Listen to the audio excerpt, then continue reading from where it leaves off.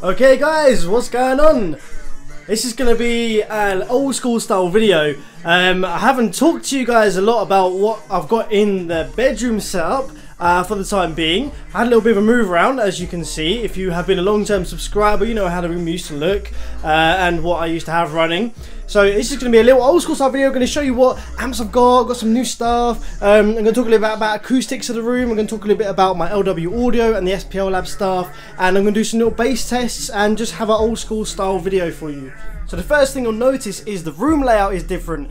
I did this, I just fancied a change really. This is actually much nicer. I've got the sofa in this corner of the room now. This bed used to be here, and this lets me use the sofa as my PC chair. So I don't have to have a separate chair for the PC getting in the way, and I can just chill on the sofa. As you can see, I've got my PC up on there, got a Facebook uploaded, so it's actually a good distance away. I can see clearly what's going on. I can use the PC nicely. I can rest it all on my lap, wireless keyboard and mouse. Really works well. The speakers actually sound really good in this corner. The only problem I've got is this room is a bit like a giant horn. If you see there, I've got the roof obviously as a slant there. Any speakers in this corner of the room, the bass gets gradually amplified like a horn throughout the room. So the only slight issue I have with sitting here is I've got my front mid-floor standards. I've got this one and this one, they're identical, and they're both running off the same amplifier. But that one is about 10 times louder than that one, purely because it's in the corner. So much to the fact that I actually spent about 10 to 20 minutes checking all the wiring, checking all the phase, because I couldn't believe how much more bassy that one was than that one. It was almost like they were completely toned on different amplifiers. But it is just the acoustics of the room. Acoustics is a bitch sometimes, but that's not a problem at all, because these guys are mainly running mid-bass and lower vocal style. Got the Rotels on the tweeters there running the highs. That's running like a mid-bass down to about 60-ish hertz. And then I've got the Pioneer, which is covered in shit at the moment because I'm busy. Got the Pioneer sub down here, and that is running from 15 hertz, well actually anything from like 5 hertz up to about 30 hertz, and that's when they start to cross over, and then these take it up from about 40 or 50 upwards. With this layout, the surround sound isn't as good because it's not central to the room, which is a little bit annoying. So I've got side right speaker up there, and then I've got side left speaker right in your ear hole down there. I've got nowhere to mount it. It won't mount on this wall. And then the rears are a bit skew with as well. I've got a couple of really nice KEF speakers. They are Concord 3s, one there and one there. But the problem is that one's facing this way, so the left right isn't very good. So yeah, surround sound's not as good, but for general stereo listening, that's mostly what I do anyway. It sounds really good over here, and the placement of the sub over here does get it nice and bassy in the corner there. It's kind of opposite. It used to be the sub in that corner and the sofa bass was best here, but swap it around, it works the same. Now these are the set of amplifiers that I'm using, and yes, that is a new Technics. I picked that up this week actually, very new. That is an SUV 650. It's one of the biggest ones that they did of this kind of range, the square power button range I like to say it. These ones, never buy a Technics with a rectangular power button, I've been told by Mr. Josh in Australia. Apparently the ones with the square buttons, well, they're more solid amplifiers, they're metal build rather than plastic, and they use better components and whatnot. So this is a 650, I can't remember the power ratings off the top of my head, but it's basically a big step up from the 550, which I've had for years and years. If you've been subscribed to my channel, trust the old 550, I love that amplifier. So so basically how I've got it is they've got the Yamaha. This is a beautiful receiver, UK tuned, very expensive, brand new. This is powering the Rotels up here, the center speaker which is behind the TV, and all of the surround speakers, sorry, out of focus, around the room. And so that does all the highs. The 550 here is then powering the 4 8s, so that's the 8s there in the 2 T-line enclosures. And then the big boy, the 650, is powering the Pioneer subwoofer down there, all on its own, 1 coil per channel. And so there I've got a lot of headroom. I don't usually listen to it massively loud in here, you know, it's nice and right up in my face, so I don't need a huge amount of volume, but it just sounds so clean and it's so well balanced. I've got separate amplifiers for all the different channels, so I can really kind of make the sound exactly how I want it, turn the bass up and down, turn the mids up and down, and it really works well for me. Now, although the centre speaker is behind the TV, the mids come through quite well, and they're not directional, which is quite nice, but I've got tweeters run through from the back to the front so that the treble gets through, which doesn't usually from behind the screen. It needs tidying up a bit, but I just did it to see if it'd work, and it does sound quite nice. It works well. So let's have a look at some of the mess going on here. I got myself a new head unit finally. I know you'll see that I was running stock head unit for ages. I was basically just using it as a preamplifier. I was running full active on the highs and on the subs, so it wasn't a big deal really. This is one of Alpine's best head units from back in the day. This is a 9855R, and I got it with the iPod adapter connection thing, which I won't be using, but the reason I got it is because it's got such good settings in there for crossovers. It's got three-way active. It's got so many settings you can adjust on there, so I'll have a play with that. Got it quite cheaply. The actual unit is in the car already. I'm just waiting for a variety of other things to go on before I end up hooking it up properly. I also got that with a little Philips head unit here. Not very good, not very powerful, but I'll probably wire this into the girlfriend's car. The actual nice thing about this one is it's got some nice settings on it, but it's also got a built-in iPod kind of dock. So you pull it out and you flip it up, and there you go. You can dock your iPod in there, and there's no wires, and it's not messy. It's quite nice, and she uses her iPod Touch for music in the car, so that will probably be perfect for her. I got that in a deal with the Alpine for a really cheap price, so I'm quite happy with that. This little box here is full of my SPL Lab stuff, which I distribute to the UK. Got some USB meters in there, another one there. Got an LCD meter. This is one of my favourite products that we do. It's really easy, just turn it on and measure, no setting up a laptop. That is a smart voltmeter. It cuts the amplifier out if your voltage drops too low, which is really handy. And that is the sensor there for the LCD meter. Now this, which some of you may have spotted on my little tour of the room a minute ago, is a 99Z Digital Designs motor. It's very old. I'd say it's, well, I say very old, it's 2006 I think. This is 12 slug, not 13 slug like the new Z3s and the newer 99Zs. However, it is still a beast of a motor. I got this quite cheaply imported from America. I got hit by some bloody import VAT fees, which is a nightmare. But I was going to run this in the car as a single 21-inch, as you may have heard in my other videos. However, I've rethinked the, I have had a rethink, and I'll be better off with my money and also with my power by getting two 9915s, which are the brand new 9915s. They're fucking huge, 4-inch voice coils. I run two 15s rather than one single 3-inch coil, and this is going to a good friend of mine in the UK who's a DD lover, and he's going to make this into a 12. It's a bit sort of scratched up and the paintwork's coming off, but I'm going to dismantle this and give it a respray. Not sure what colour yet, but it's perfectly intact in terms of its, you know, workings, and the magnets are all good. So it's just a paintwork. So give that a respray, and it will be looking fresh and ready to go on a sub. Let's play Trunk Bang real quick.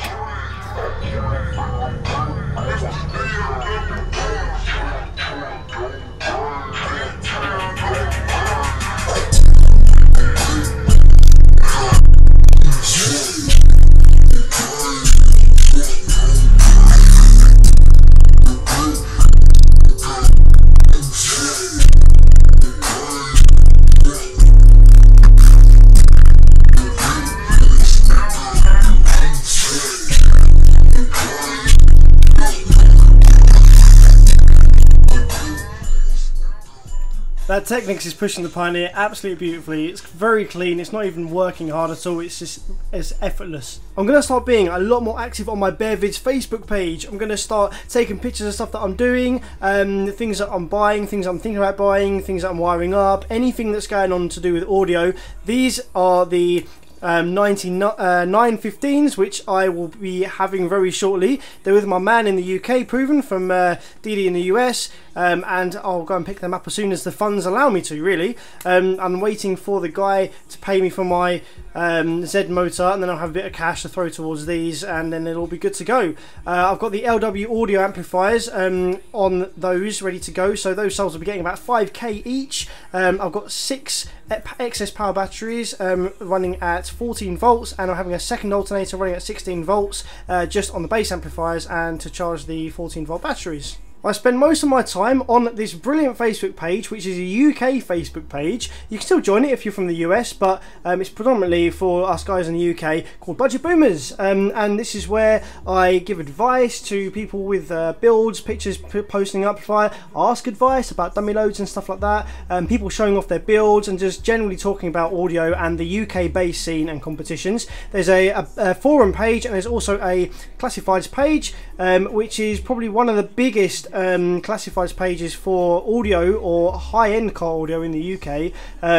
It was called Budget Boomers, but now everyone's sort of saying it doesn't matter what your budget is, sort of thing. So you'll see all sorts of stuff on here, from right low-end stuff like power caps as well, to big installs, big amplifiers, mid-range stuff, SQ stuff. Loads of stuff goes up for sale on here, and I'm always posting all sorts of things on here, including my LW amplifiers, SPL lab stuff, anything that I need gone, or anything that I would like to buy. Talking of Budget Boomers, I'm actually in collaboration with a guy who sort of runs the Budget Boomers pages, and we're going to be putting up a sort of YouTube channel and a load of tutorial videos. We get a lot of the same questions asked on the page, and we think it'd be a great idea to do a set of videos that we can just refer to that basically explain the basics of car audio and how to do things and what to consider when you're looking into your setup. So this is a little idea that I've put together so far. A set of videos which I'll do in order, which will go up on the BB YouTube channel. To start with, I've just got some background, so booming background. I'm trying to keep it all with the B's. How a subwoofer works, so you know, voice coil and a magnet, how that works. It's always good to have a bit of background knowledge when you're installing something, because you can then troubleshoot a little bit easier, and you know sort of what's going on and how it's working. So I've got how a subwoofer works, how an amplifier works, and the flow of power, and that's just to talk about how electricity goes up and down the car, and why you need more current with a low voltage and that sort of thing. And then from the start, I've got the basics of booming. I've got 3 videos in that, which is power and wiring, just the basics between power and what sort of wire you'll need, and you know what you need to upgrade if you're considering different amounts of power.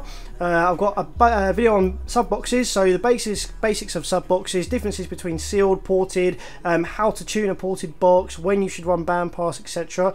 And I've got choosing a setup as well, some brands to look for, things to look out for when you're buying second hand, really good deals on brand new stuff, so that's all going to be on there as well. And then I've got better booming, which is like the next level up, which will be about deadening and getting a cleaner sound from the vehicle, reducing flex, positioning of speakers, sort of like enclosing the door speakers, just getting your sound cleaner.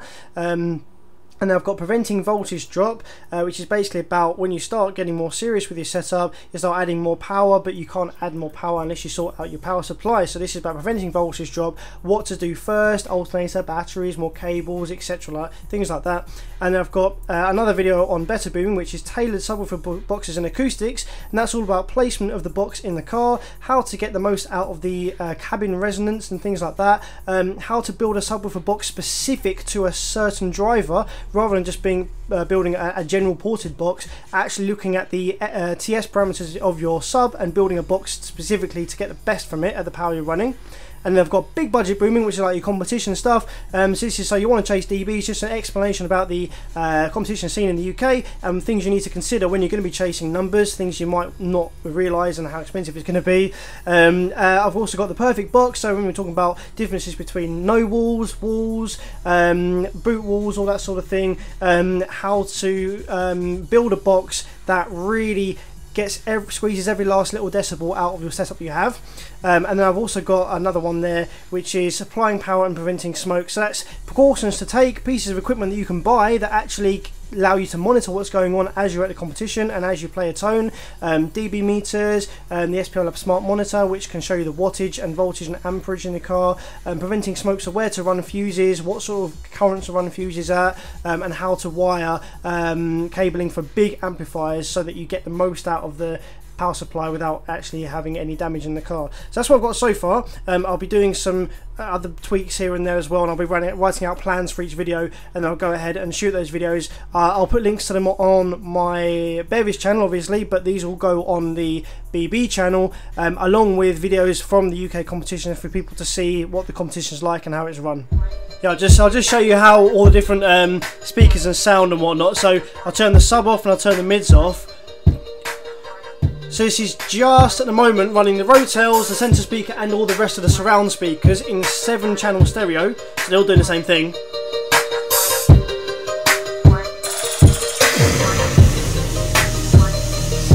As you can see, not much lows through there, which is perfect because that's how it's crossed over. Then if I turn the mids on, which is this one,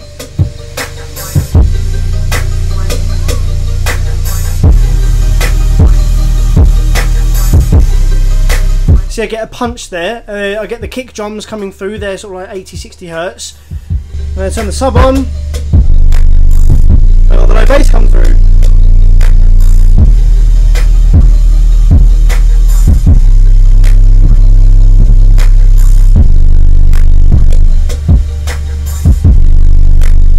Sorry about using my feet, guys, trying to hold the camera here. So yeah, I hope you've enjoyed this older style of video, and I've got some cool stuff on the way with the 9915s in the car. I'll probably do a video of that once it's been put together. There's a 12, and I've got the LW audio amplifiers going into the car pretty soon, and I'll be doing the box very soon for the boot. So stay tuned, and I'll show you all of that as it comes together.